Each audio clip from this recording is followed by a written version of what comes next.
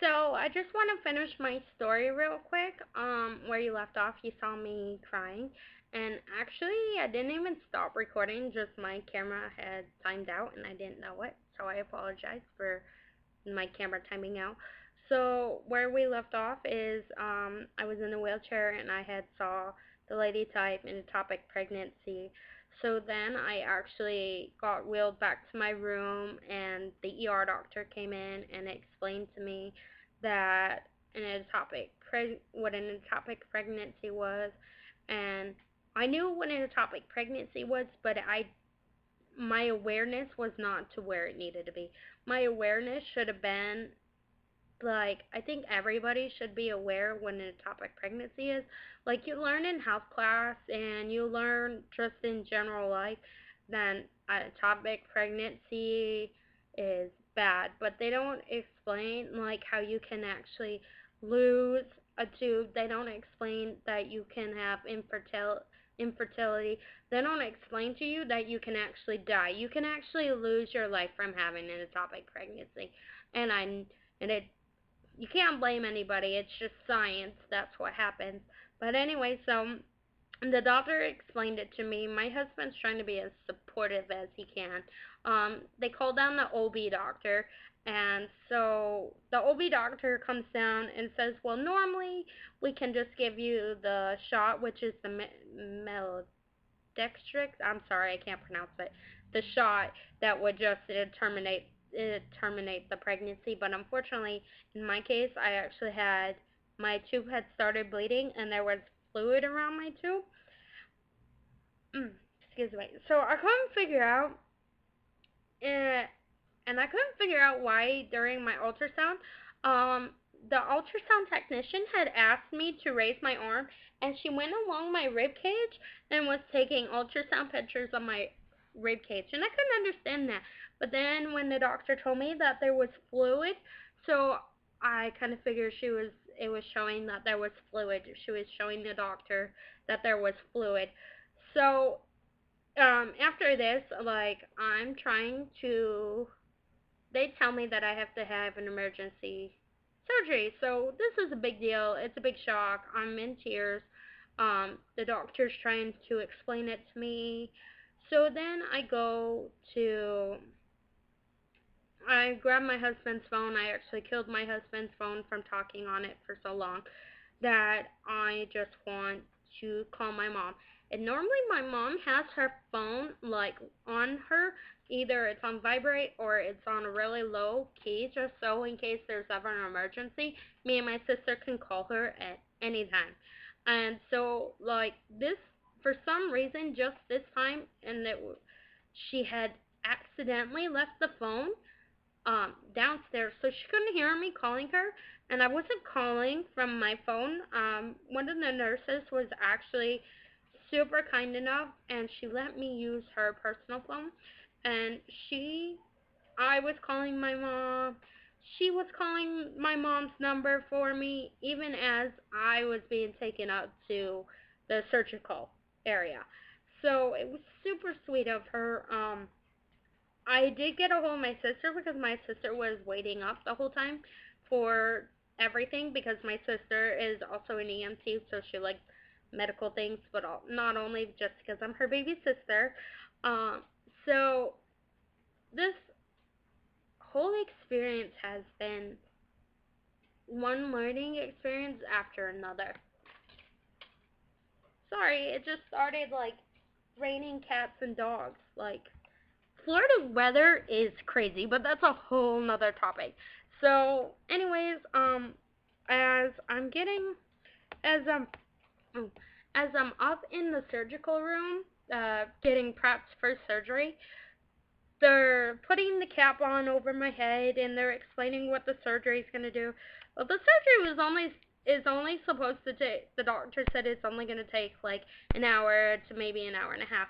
Well, it's like 6 something and they're getting me prepped for surgery. So, I say goodbye to my husband as he goes to the waiting room, and they take me into the operating room. And it was funny because even though I was having something that was a big difference in my life, I was trying to make myself feel better. So like the doctors in the surgery room were actually playing like music, and it was like Rihanna or Lady Gaga. I don't know which one it was, but I was like singing to the song, and they were like, "Oh, do you want us to turn it off?" I'm like, "Oh no, you can keep it on. I like this song." So, like I'm singing, and they're like, "Okay, well this is an oxygen max." I'm like, "Okay." They're like, "We just need you to take a deep breath." So I took. They're like, "Just take a couple deep breaths." So I took one, and like the doctor said something, and I laughed, and the next thing I know, I was out.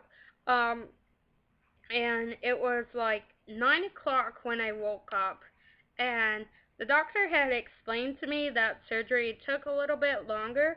It actually took like 2 to 2.5 hours.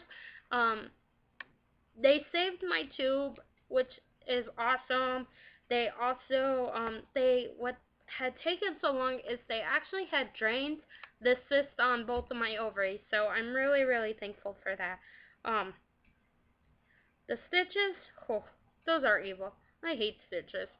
Um, but I had to stay in the hospital for 3 days, and like as soon as I was um discharged from the hospital, postpartum depression sunk in, and it sunk in hard. Like I've never been depressed in my life. I've had days where I'm not so happy, or I'm just having a normal crappy day like everybody else, but postpartum sunk in hard. Like, it didn't help that my friend, she is actually a week farther along. She found out a week before I did that she was pregnant, so she was posting like all her symptoms on Facebook, and she was also texting her symptoms to me, and it was making me even more depressed because I was actually losing all my symptoms. So it just didn't make me feel very good. So, at my first checkup, which was that Saturday, um, like doctors like, okay, we're gonna check your HCG levels.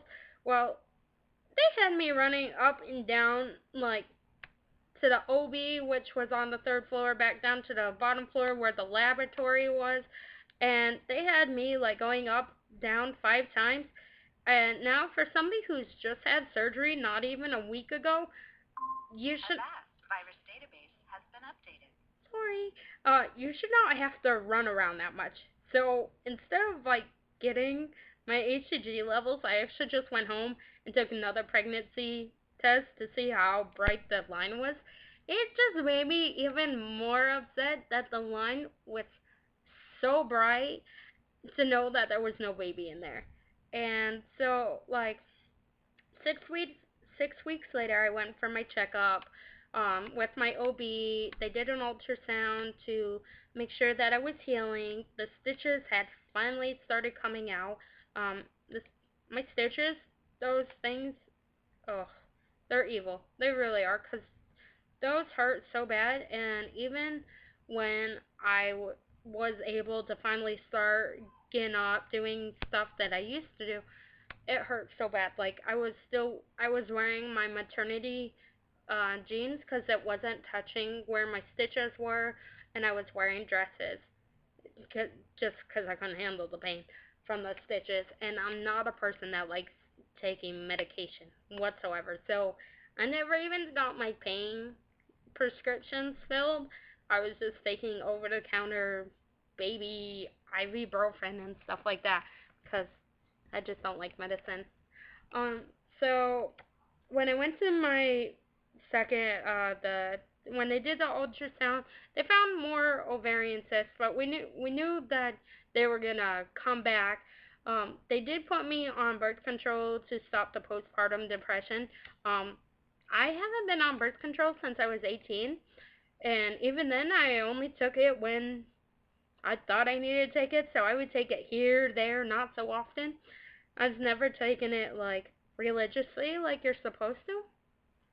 So this time I was like, oh, I'm going to take it every day like I'm supposed to so I can get my cycle somewhat in order. Well, that didn't happen because like I took it for 12 days, and every day I couldn't figure out like right after I would take the birth control, within 20 minutes I was breaking out in severe hives. And I knew I was allergic to something, and I just thought it was the new prenatals that I was taking, because they have some kind of fish in it, and I'm actually allergic to fish. So, like, I did a study. I did like one day I took just the prenatals to see if I would break out, and then the next day I took the birth control, and I found out it was birth control. So then, after we did the ultrasound at the doctor's, I went back and told them, "Oh, I'm allergic to birth control," so I stopped it. So I went and I stopped birth control, and I'm not going back on it because I'm actually back to myself. I'm back to my happy, cheerful me. It did take me 2 months to give this away, but I'm glad I'm back to myself. Also, just like I got the clear to conceive again, and so we're at 1 or 2 days double. I'm not positive because again, I'm just doing it all natural. Um, I just know I'm actually very thankful because this cycle I'm actually ovulating from my right, and I normally ovulate from my left, which is where baby was in my left tube. So I'm very thankful that it's in my right tube because just won't have no phantom pains because phantom pains are not very nice and they do quite hurt. So, I don't get them very often. Just like when my period's getting ready to come, I feel it in my left side, or if my left side, if I happen to be ovulating in my left side, that's when I feel it. But I hope that you take like some learning experience. Just like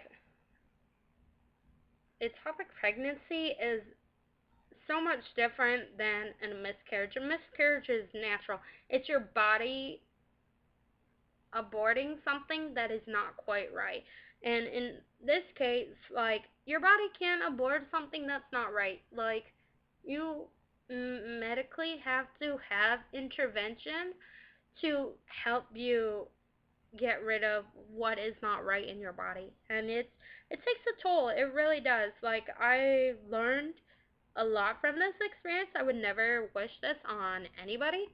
So, like, I hope you can just take some of the, like, take my learning experience and other people's learning experience. There's not really a lot on YouTube that I've looked up to see that there's not actually a lot of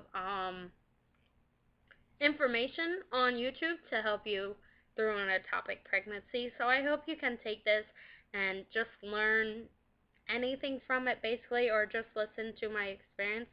Um, but hopefully in 2 weeks I will be uploading saying I'm pregnant. So fingers crossed and lots of baby dust to everybody who is TTC. And good luck. Enjoy. I hope everybody has a great night.